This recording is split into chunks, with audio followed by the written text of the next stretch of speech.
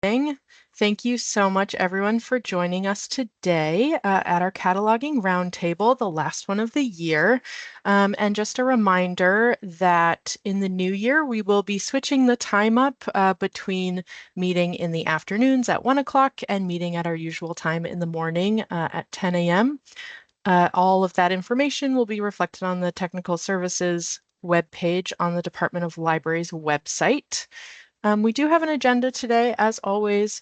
It may get a little bit shifted around because of our special guests, who I'm so happy are here. And if there's anything we don't get to on the agenda, we'll put it on the next one, and we will get to it in March. As always, you can always send me questions. I am Lauren Kelly. I'm the Technical Services Consultant here at the Department of Libraries. And I think with that, that is my spiel thus far. We're going to just get things kicked off with our guests here. So today joining us, we have Jill Barron. She's the librarian for Romance Languages and Latin American, Latinx, and Caribbean Studies at Dartmouth. She received her master's in Library and Information Science from Rutgers University in 2012. She has an MFA in Creative Writing from the New School and her BA in French and Comparative Literature from Bryn Mawr College. She co-directed the 2019 documentary film Change the Subject. Hopefully you've had a chance to watch it. If not, that's okay. You can watch it after. She is an activist who has been engaging with these issues around critical cataloging since 2014. She lives in Vermont and she joins us today. Thank you, Jill. We also have Tina Gross joining us today. She is a metadata analyst at the University of Minesota Libraries. She lives on the Red River of the North in Moorhead and sometimes constructs found poems based on her library work. You may recognize her from the documentary Change the Subject. I'm so pleased to have her join our roundtable as well, so thank you, Tina. And finally, we have Violet Fox joining us as well. She is a cataloging and metadata librarian at Northwestern University's Medical School. Her passions include critical cataloging, zine librarianship, and zine librarianship. I do this every single time, y'all. Someday. Zine librarianship, and promoting the mental health of library workers. I'm a huge fan of the resource, the Cataloging Lab. We always share the updates at the Cataloging Roundtable, so I'm so thankful for you joining us as well, Violet. And I wanted to mention that together they've written a new publication entitled Did Libraries Change the Subject? What Happened, What Didn't, and What's Ahead for the American Library Association. It can be found linked on today's Cataloging Roundtable agenda. So for our question and answer today, for some ground rules, please utilize the chat feature if you would like that avenue. And if you don't have access to it, you may need to try rejoining, but anyone is welcome to use the raise hand feature as well. That way we can have an order to go through questions. And please leave your hand raised until you've asked your question, then remember to take it down. When called on, you can unmute. Otherwise, please stay muted to reduce distractions. And if you'll be speaking your question, it's always nice to see your face while we're listening. So it'd be great if you would turn on your camera for that. Otherwise, feel free to have it however you'd like. And we will take questions back and forth from the chat and from raised hands, and we'll try and get through as many as we can. But now I will turn it over to our special guests. Thanks all. Well, thank you so much, Lauren. It's just like so great to be here. This has been quite a while in the making, I think. I forget when we first started planning this, but yeah, it's great to be with you all today. And I don't know if you wanted me to say some introductory words, or the three of us to say some introductory words, and then we can open it up for questions. Does that sound Sure, good? Go for it. Yeah. Well, I'm just like, yes, I've been involved in this topic for 10 years now, which is a big number. I'm like, wow, this all started 10 years ago. But, it really wouldn't have happened. None of it would have happened if it weren't for these two fine women joining on the call. And so I think this is a story that, like, yes, and, if you saw the movie, I won't repeat what happened, but yes, the story of trying to change the subject heading, quote, illegal aliens, started at, I would say, like the bulk of the effort started at Dartmouth in 2014.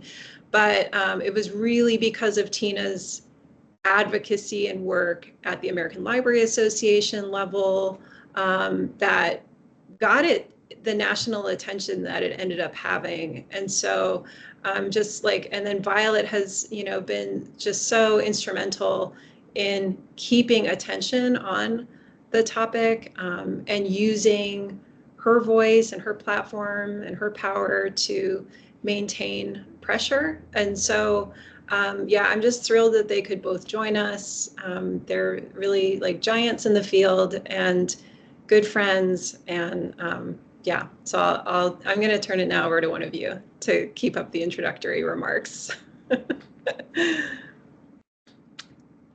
I can go. I can go. So, yeah, no, we're all delighted to be here. Thank you so much for opening your meeting to us. I don't have a lot to say other than, I'm so excited for your questions. I think, I think Jill will be excited to answer questions about the movie and sort of the continuing work on that. And we're so excited to have any questions that you have for how we sort of maintain this work, how we sort of keep up the momentum after 10 years, right? Both on this subject heading and so many other subject headings that need to changing, and so much else critical in cataloging that needs to be updated and made more in tune with what our patrons are looking for. Tina, do you have anything else? I mean, I'm thrilled to be here, eager for the questions. I will just take this opportunity to throw in that my cataloging career actually began in Vermont. I did my undergrad in Vermont, and I worked as a student worker in technical services in my college library. And by the time I was a senior, they had me copy cataloging. And this was like the early 90s. So, I mean, I know that that's very routine now, but it wasn't so much back then. But anyway, that's how I got sucked into all this stuff. That is so awesome. I I don't know. I'm a sucker for a Vermont connection. It's probably my biggest bias. So that's awesome. It's always funny, what you learn in school, what you learn on the job, and what you learn after. And the cataloging roundtable is, hopefully an avenue for our continuing education. Um, and so I'm very thankful to the work that you guys have all done and continue to do, building on kind of a legacy that may not be as forefront when we learn about technical services in general. I don't see any questions so far. I did prepare questions in case our eager participants were a little bit quiet. So I'm happy to deliver the first question. Oh, I do see a hand, and in the hopes of reducing the amount I speak, please, Kay, feel free to ask your question. Hi, good morning. I'm so glad I could join this group. I did see the documentary. I was very impressed. I was extraordinarily impressed by the students who, they have workloads. Dartmouth isn't an easy college, and they have their own academic careers to handle, and then they took this on. So I was very impressed. I guess my question right out of the box is, we have a new administration coming in. And I was just wondering if there was going to be more political concerns about changing headings. I know that there's probably LGBTQ headings that need to be changed and other things like that. My background is I'm a cataloger. I'm retired now, but I still volunteer at the Leahy Library at the Vermont Historical Society. And we've talked about that. They include me in their library staff meetings, which I am very grateful for. And they've talked about this heading concern as well. So I was wondering, after seeing the documentary and the way that this became politicized, I was wondering if anybody had thoughts about, with the new administration coming in, do you see a more vigorous fight coming along? Thank you.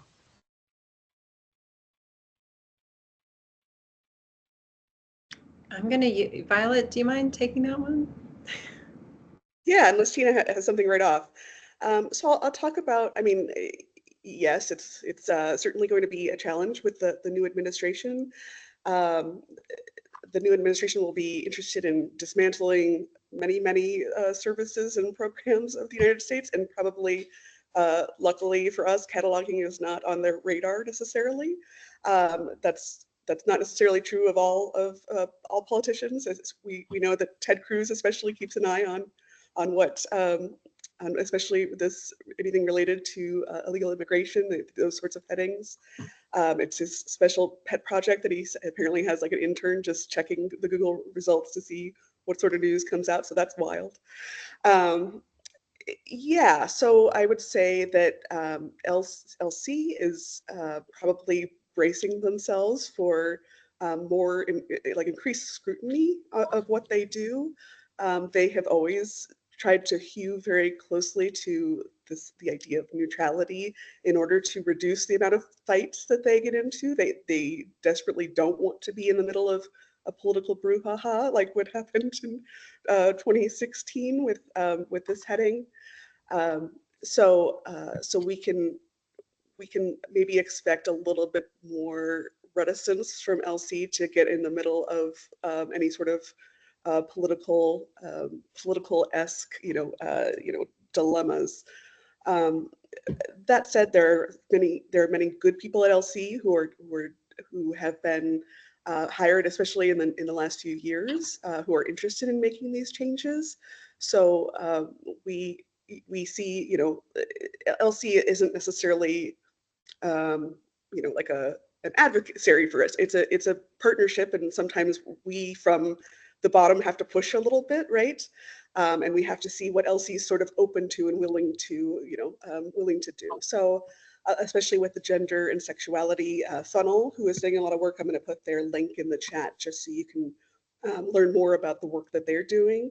But they have been pretty on the ball in saying, okay, what is sort of being neglected right now in the subject headings relating to gender and sexuality. They've been doing a lot of work relating to, say, for example, trying to have gender neutral headings, like sort of trying to remove some of the gendered profession terms, especially in subject headings, and thinking about adding a term, they've added a term for pregnant men, and sort of trying to make things about parents and not necessarily just mothers when that's appropriate, or adding that extra layer of headings when that gendered neutral term isn't available. Recently, I've been working with the Gender and Sexuality Funnel to do work around reproductive rights with my funnel, which is the medical funnel. So we're looking into things like making sure that there's appropriate subject heading coverage for self-administered abortion, medicated abortion. So that's the sort of work that we're doing now in that area, and sort of hope to be able to continue even as LC may be pressured to not be as open to change as they might have been under a different administration.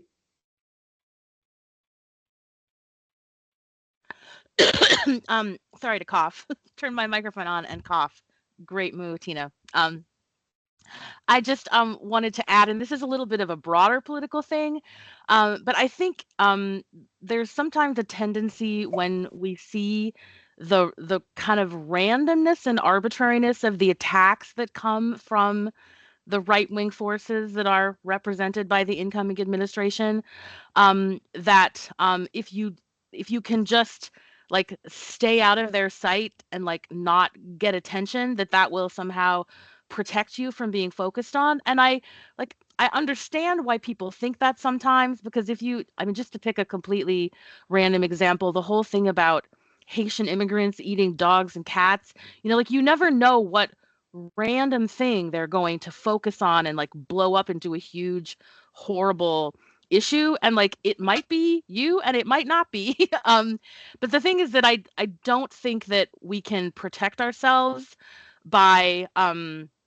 preemptively not doing the work we were going to do, or by censoring our efforts. Or I mean, like I think that the best thing that we can do is just continue with what we were going to do as best we can, because if we do happen to come under attack by those forces, if they do zero in on us, we're much, much better prepared to stand up for ourselves and like deflect the attacks if we've taken an active, bold approach all along. So I think that that's the kind of the mindset we need to go into it with, and hope that LC is somewhere like close to that.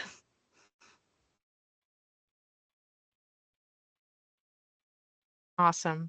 Thank you guys for that fabulous response. We have a question from Caitlin.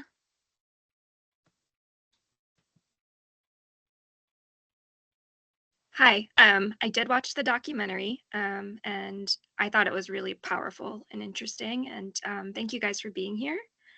My question is just, so the end of the documentary was just kind of like they didn't change the subject heading still from illegal aliens. So I'm just really interested in what the current status is of that, and what's being done, what's in the works. If you could talk about that a little bit.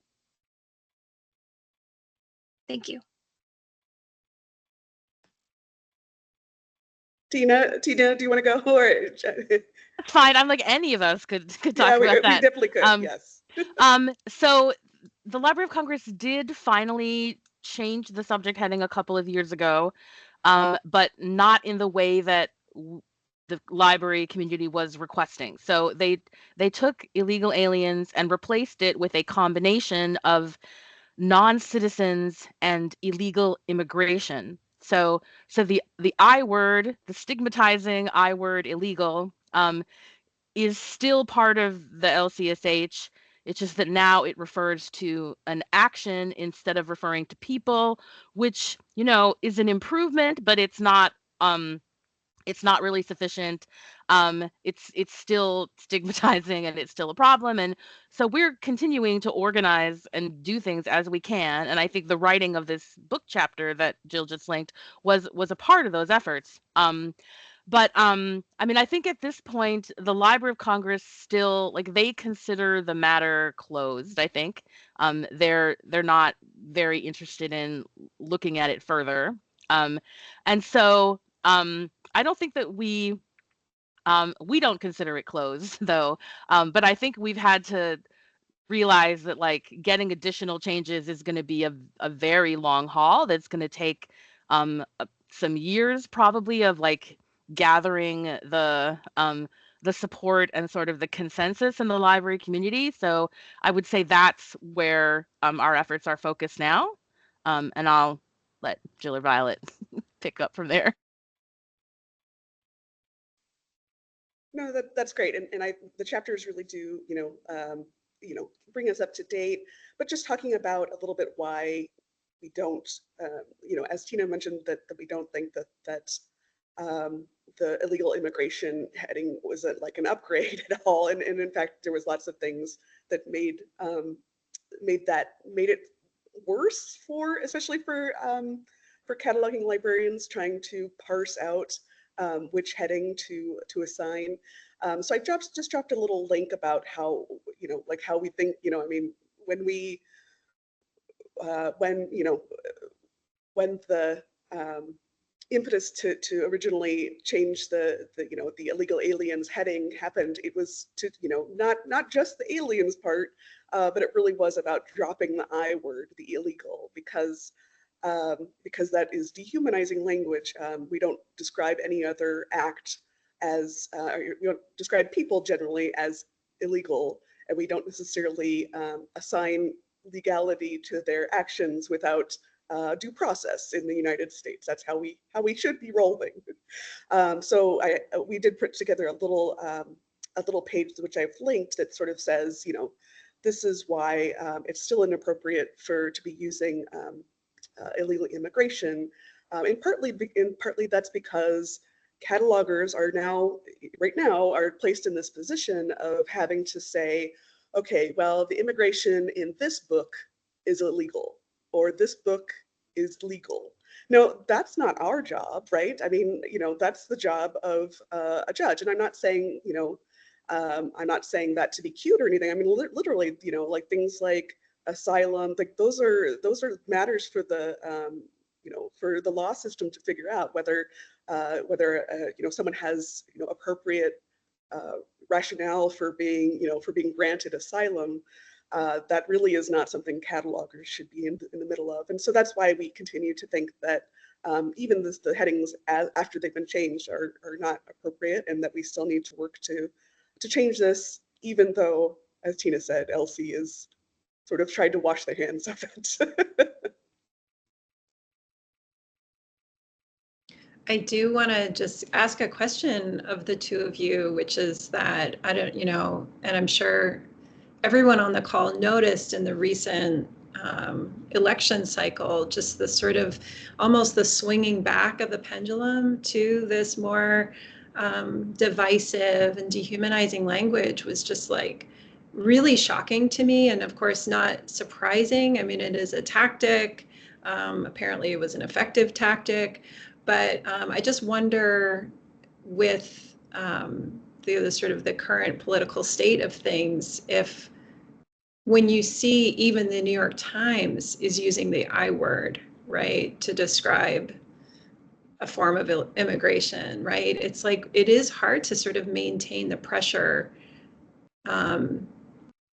for our values, right, and what we want to see in this particular subject heading. And so do you think it's just a matter of time and sort of, the political winds changing, or where do you stand on that?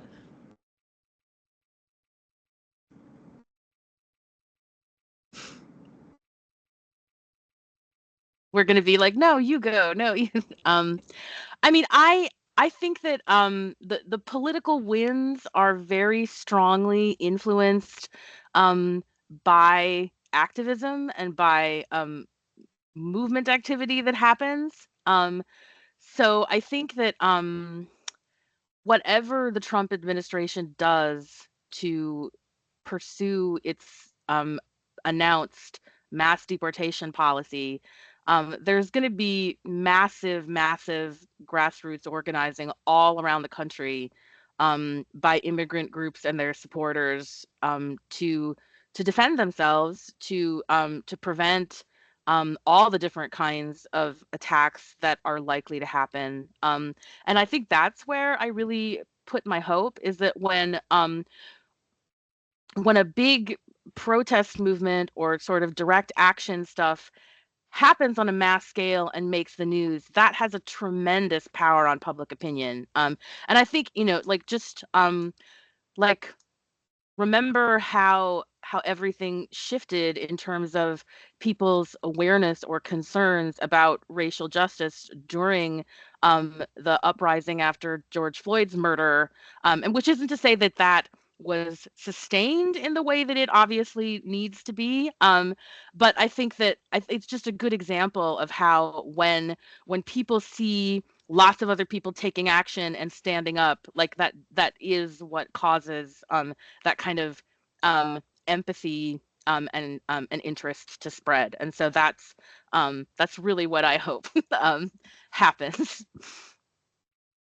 Yeah, and thinking about, the legality of gay marriage. I mean, thinking about how we all have lived through that in our lifetime, having seen, like a culture where queer people have been mocked, and then being in a position where now we can see queer people being able to marry each other that's of course not all the end all be all of anything, but it's incredible how quickly things can change. And I guess for my own mental health, I tend to not really focus on the shifting happening out there, because I can't control that. Like, right, that's something I am sort of vaguely aware of, and is sort of a challenge for me, but is not necessarily my first concern. My first concern is essentially, what can I do? What can I help other people around me make sure that we are sort of pushing forward?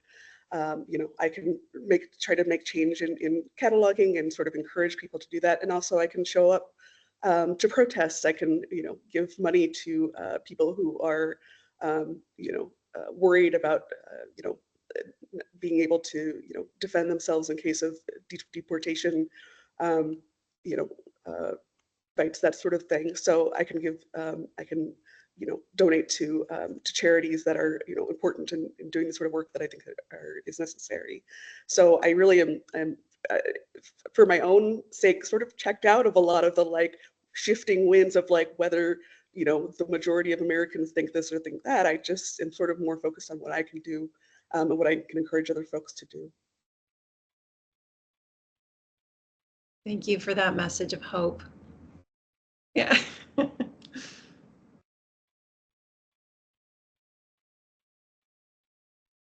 Oh, I see a hand from Tom McMurdo. Go ahead, Tom.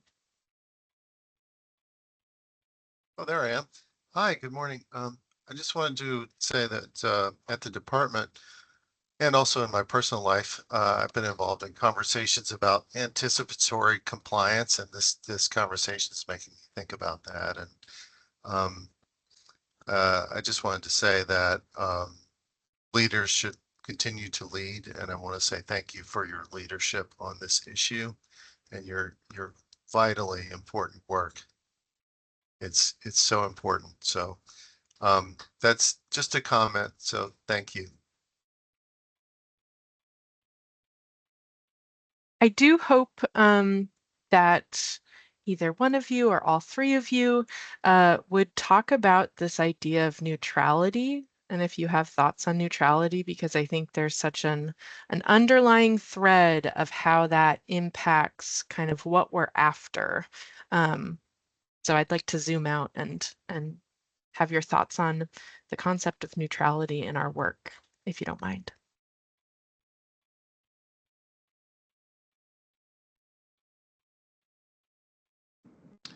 I could start. Well, I mean, I think the three of us would all agree that that's a myth, right? Neutrality is really a myth, but I do, because there's no way to remain neutral in anything that we do. I mean, we're constantly making choices and navigating dilemmas and choosing to do one thing or the other. And a lot of times, most of the time, those choices have political or social consequences. So I guess I'll say, just from like I'm really in a public services position, and I am very much, I always have, well, almost always have been professionally.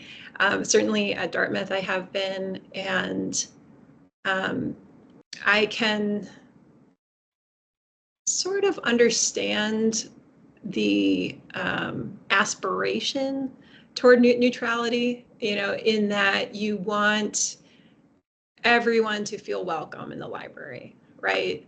But a lot of times, the reality is that is an aspiration. We want everyone to feel welcome, but the reality is that there are conditions and circumstances that privilege some folks over others, and you have to respond to those conditions when they are excluding people from using the library. So so there's, this comes up a lot of times in the work I do. Well, certainly, with the movie, like I could talk about it in terms of that, but also in terms of exhibits and other kinds of like public displays and choices one makes about how to sort of shape space and engagement in the library. And it can be really challenging. And I think it just goes back to, you know, what Tina and Violet were saying about, like, you have to really believe in what you're doing. And a lot of times, you know, you may put up a display that gets challenged. And you have to know why you're doing it and why it matters. And the outcome of that challenge may not be what you want, you know, if you have less control over the outcome, but at the very least, like, you have to know kind of from a position of like your values and why you do what you, your sense of purpose, right? Why you do what you do. And so I tend to always, I mean, I don't know, it's just like, maybe it's just been like my circles or, you know, where I've been, but like, you know, when a student group or students come to me and they want to do a thing, or a faculty come to me and they want to do a thing, they want to put up some kind of exhibit or display or take action in some kind of way, like with the subject heading, I'm just like, yes, like,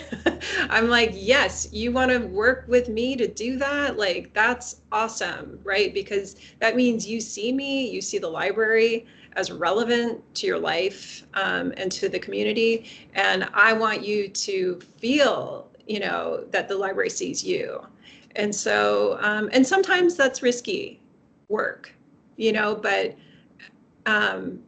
you know, but you do it because that ultimately is what gives you a sense of purpose. So I'll just leave it at that.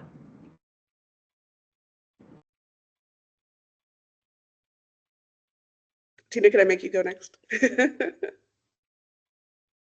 Sure, that's fine. I guess, I mean, what I guess I would add is that, I mean, of course, neutrality is there's no such thing, it doesn't exist. But I think, I mean, what people mean most of the time when they cite neutrality as a goal, is that there is like sort of a broad social consensus about what things are good and bad and like what things are acceptable and not, and any expression that falls outside of that gets perceived as not being neutral, and things that fall within it get perceived as being neutral. And while I don't think that anyone should completely ignore that broad social consensus. I mean, it's something that one needs to think about and consider. That's not what neutrality is. Like you know, like there is no such thing as neutrality, and every kind of institutional decision, every minute cataloging decision, every subject heading choice of words, they're all infused with a set of values and perspectives. And so I think rather than ever defaulting to that like vague sense of neutrality, we should be attempting to make explicit and intentional what those values are for ourselves and our institutions. Yeah, and I mean, thinking about how we often rely on, say, our organizations to make those values plain for us, but I don't know that they always do a good job of that, right? I've been thinking a lot about the ALA Code of Ethics for a zine that I wrote recently, and how so much of it is focused on some very specific ideas about what librarianship is, and especially was when it was first written in the 1930s, thinking about how librarianship and the United States in general was sort of it was sort of a counterpoint to what was happening in communist Russia, right? So how we think about intellectual freedom because we're Americans and Americans are good and that sort of thing. And so thinking about how our organizations, our library organizations like ALA are sort of shaped by that history, right? And that may or may not align with what our values are as people. And that doesn't mean we can individually say, well, this is important to me, and so I'm going to reflect this in our work, because that can go awry really easily, right? Like, if I have some off the wall ideas, like that shouldn't necessarily be reflected in my work. But we can look around at each other, at people we respect, people whose values sort of align with us, and sort of come to agree to consensus about what those values should be. Things like, the liberation of people, and the things like ensuring the equality of all people, but not doing that in a way that is, but doing that in a way that's actually meaningful, and not just acceptance, but actually inclusion, actually equitability, and that sort of work. So it's sort of a constant process that you have to do within yourself and with other people that align with you, and it can be really exhausting, right? So we like to default just to what Tina was talking about, those sort of societally accepted norms. But when those norms sort of press up against your own values, I encourage you to sort of look and see what's happening, and if you can sort of unpack what the baseline values are, and whether your actions are sort of aligned with your values in certain ways.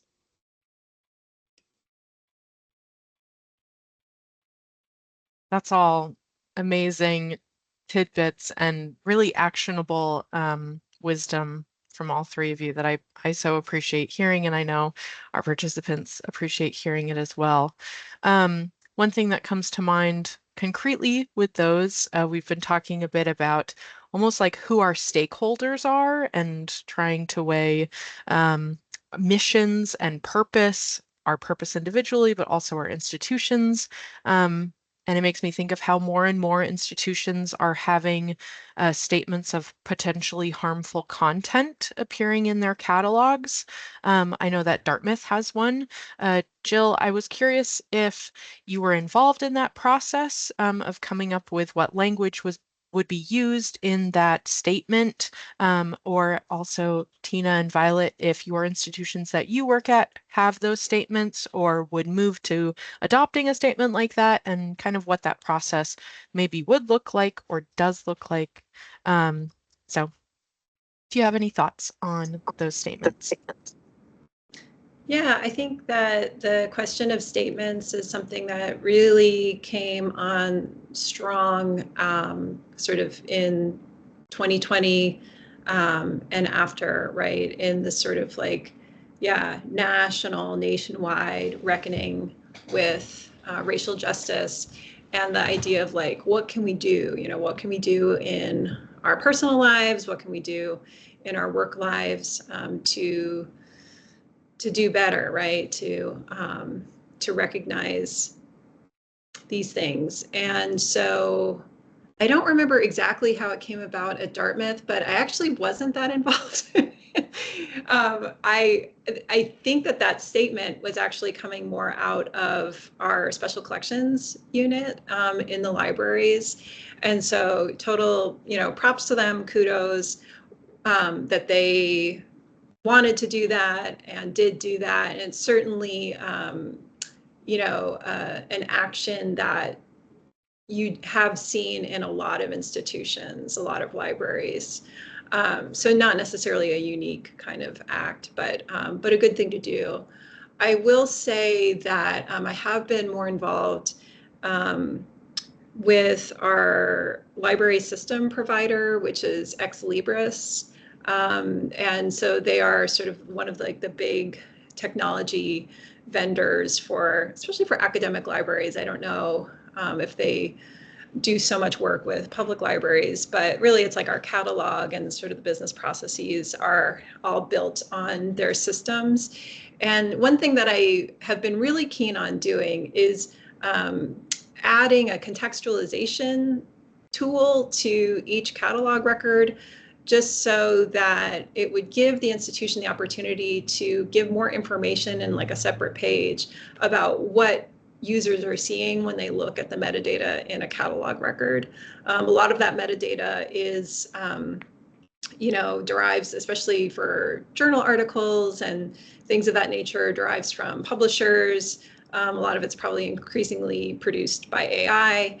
And just to kind of know that the descriptive terms there are not necessarily words that the Dartmouth libraries, right, chose, or that librarians chose, I think would be really helpful.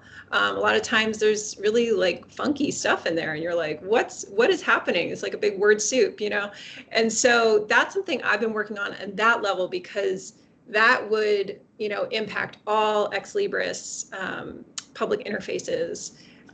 So that's sort of like, you know, I don't really actually know where we are with that, but it's a proposal that's been put forward to the community. I'll leave it at that. That's felt like good work to do. Yeah, that's awesome. Especially as we sort of lose control of our catalogs, as we are sort of in, you know, like in the control of, you know, the vendors who are sort of maintaining these Uber catalogs with all this stuff in it. So that's really important work to be doing. Thanks, Jill. Yeah, and so, you know, I've added this list of statements and bias, and I, you know, most of these have come forward after, because of the uprisings after the death of the murder of George Floyd. But I really, you know, a lot of people say, well, what does a statement do? A statement doesn't do anything. And I actually really love this list of statements. I love that people are grappling with this. I love that there's not one statement for the whole profession, that each sort of institution is sort of saying, well, I see what other people have done, and, you know, let's have this conversation and say, like, what does this work entail? What are the decisions that we're making with this work, and how can we, you know, decide to do this in a way that, you know, is reflective of our values. So I really like just kind of looking at that list to see how many people do it slightly differently. You know, a lot of the statements are somewhat similar, but they all have different tweaks, and I appreciate that means that people really did sort of have these meetings to say, like, what is this, you know, what is this work, and what are our responsibilities as we do this work? So I really get a kick out of that list.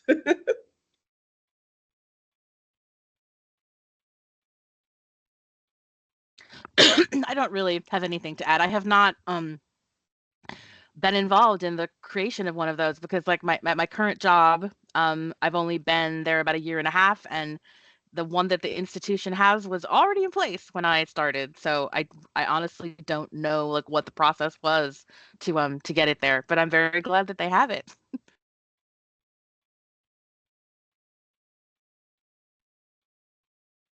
Awesome. Thank you. It is 10:45, just a time check-in. I'm happy to release our special guests if there are no more questions. Otherwise, please feel free to raise your hand or put something in the chat. Oh, we do have one in the chat. Jess asks, how do you feel about alternative vocabularies that are out there? And anyone can respond.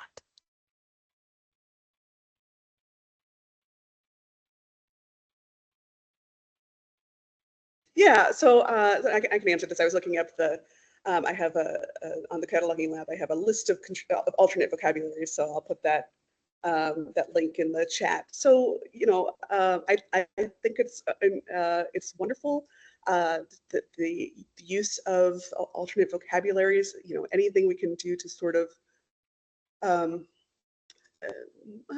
I'll say, reduce the power that LC holds in this particular area. You know, we use controlled vocabularies for a reason. They are valuable. They do help people find things that they would not find via keyword searching. So it's important to, you know, to take a step back and reflect on that and say, you know, this actually is important work that we do to assign vocabularies, and having, you know, controlled vocabularies is a valuable thing. But also, we don't necessarily need to rely on one institution to do that work. We have technology which now allows us to have other controlled vocabularies, to, you know, have that within our catalogs, and to link things within our institutions that will provide that sort of same control aspect without necessarily needing to rely so much on LC to make those decisions, to be the power to be the power holder in that realm. So I really encourage people to, when they come across terms that don't necessarily align with their institution's values, to explore the use of vocabularies. We talk a lot about homosaurus, of course, as a good alternative for specifically for works relating to gender and sexuality. But there's a lot of different vocabularies out there. There's vocabularies relating to indigenous topics. There's I'm on the editorial board of the Zine Thesaurus, where we talk a lot about countercultural terminology. So that's also something really interesting to explore. The Zine Thesaurus. We also have a mark code, so if you ever want to use that, you can. But yeah, I think it's great to sort of decentralize our total vocabularies to again sort of make sure that a variety of viewpoints are represented in those vocabularies.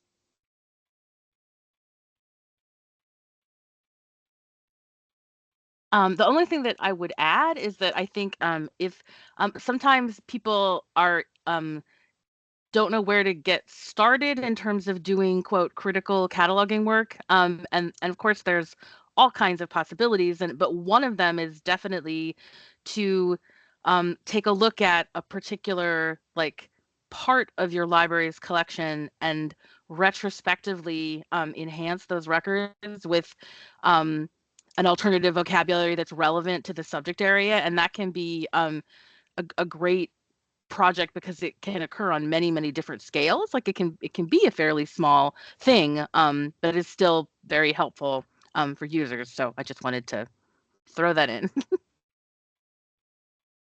That's great. Thank you. I will ask another question just because I grapple with this myself all the time, every day almost. The saying, "Don't let perfect be the enemy of good." I'm sure you have heard it, but it comes to mind, especially thinking, take a small section, do that to the best of your ability. Is that something that you all have experienced trying to grapple with, to the best of one's ability? Do you have any wisdom around that kind of question? I'll just say that we in cataloging, and people may be familiar with the idea of market and parket, right? This idea of like putting a label on a book and then putting it on the shelf and never thinking about it again. And we of course as a profession and as individual institutions really need to think more of our catalogs and our collections as iterative, right? As that the mark record that I have today is not going to be the mark record that is going to exist in 10 years. I hope it's not. I hope the vocabulary that we use today is not the vocabulary we use in 5 or 10 years. And so, just thinking of ourselves as a work in progress, and our catalogs as a work in progress has really helped me sort of come to grips with that as I think about, well, this is sort of a does this little change even matter? And I think it does. I think, it's a collaborative profession. We all work together to improve things every day. And we're not never work towards perfect, but work towards better. I love that, Violet. I love that we're a work in progress and our catalogs are a work in progress. Like, that's so sweet.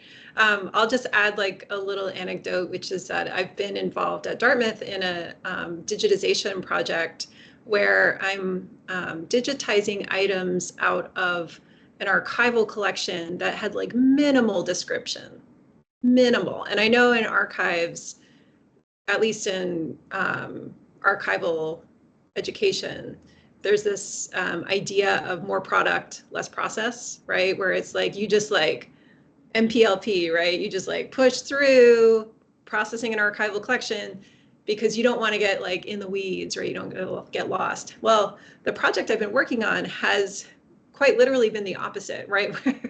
Where I'm like inventorying and describing each individual item and in a box, and it's been incredibly valuable work that has reaped dividends, I have to say. So I mean, even though, yeah, like we all have piles of work and you have to prioritize what you're going to do at any given time, but you know, whatever you give your attention to, whether it be a plant or a child or, you know, an archival collection, like usually things will like grow and benefit from that attention. And so I think maybe, you know, it's just something to think about, like, what am I giving my attention to right now?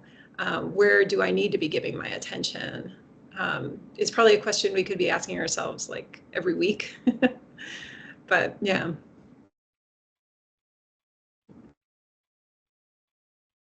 So I mean, I love everything that Violet and Jill just said. I do just want to. I don't know if this is this a good point to make? I don't know. But then I really don't like the expression "don't let the perfect be the enemy of the good," because I think that it is usually invoked when someone is trying to convince someone else not to try to do something.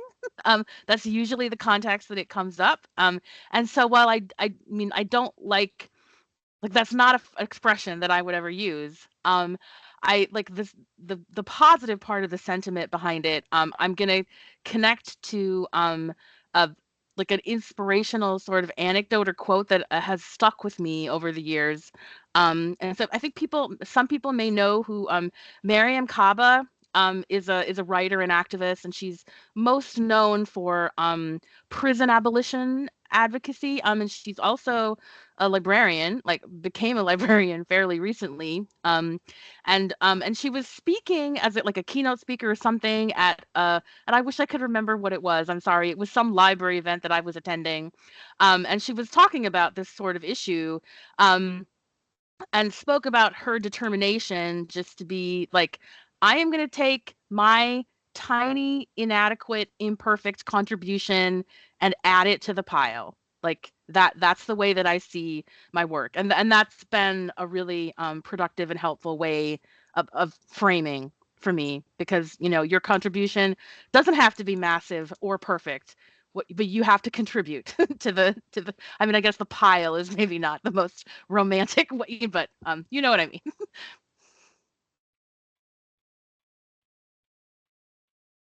Awesome. Thank you. I see that Kay, you have your hand up. Go for it.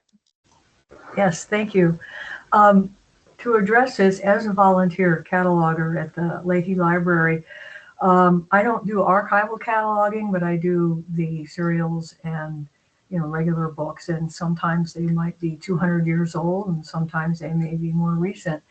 But I've sort of adopted the philosophy within appropriate mark format and fields that I will value add to the VHS catalog, because I've always got the user in mind.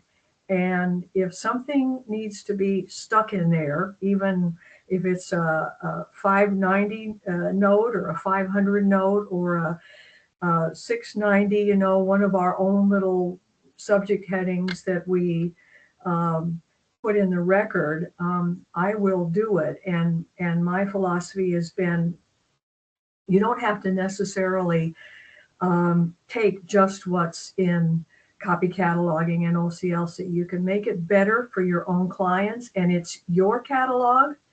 And as long as you're keeping records, or you're getting permissions, or you're working with your other catalogers and public services staff, etc., that you're doing this, I think adding value that's going to meet your own patrons and clients' needs is really important. So whenever I can, I will add something to whether I'm doing original cataloging or I'm doing copy cataloging.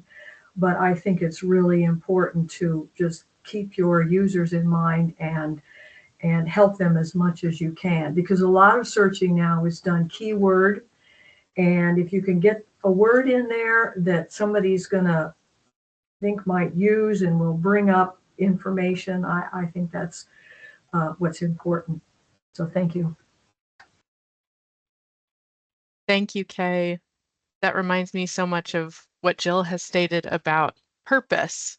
That's not a word that I expected would come up and resonate so deeply with me today, but it really has. I just want to reiterate a couple of things that I wrote down from what I heard today, just as fairly revelatory. I've never thought of my usage and kind of role and responsiveness with Library of Congress as a partnership before, but that is a beautiful way to frame it. Also, of course, our context for the things that we use and we look to, thinking about the Code of Ethics being, created in the 1930s. What was the context of that time? And as we move forward into the future, thinking about preemptive censoring and how we cannot do that by knowing, who to reach out to and who to be in conversation with, because our catalogs are living things, just as subject headings are. Uh, and it and it may reflect the broad social consensus, which we think might be neutral, but it probably isn't because it comes down to people. So those are just some things that I wanted to restate kind of as moments of wow for me. But we have a couple more minutes. Jill, Violet, Tina, I just want to say thank you so much for your work, for joining us today. You always have a place here at the Cataloging Roundtable from the Department of Libraries. If you have any final thoughts that you want to add, please feel free. I think we're going to probably end it in a couple minutes. So last final. Nothing quite as profound as what you just offered us as like a summary of your wow moments. So thank you so much, Lauren, for listening and for pulling those pieces out. It's been a long time since I've sort of done one of these, which is to say, like, been in a conversation maybe partly because of the film, other forces, and it's just been great. And especially in this moment in time, I too feel like I'm gaining some hope and satisfaction just from having this conversation. So thank you for convening.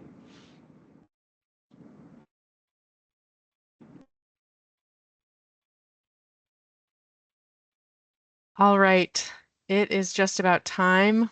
Thanks everyone for joining today. As always, if you have questions, comments, concerns, please reach out to me, lauren.kelly@vermont.gov. We will see you in the new year for more cataloging roundtables.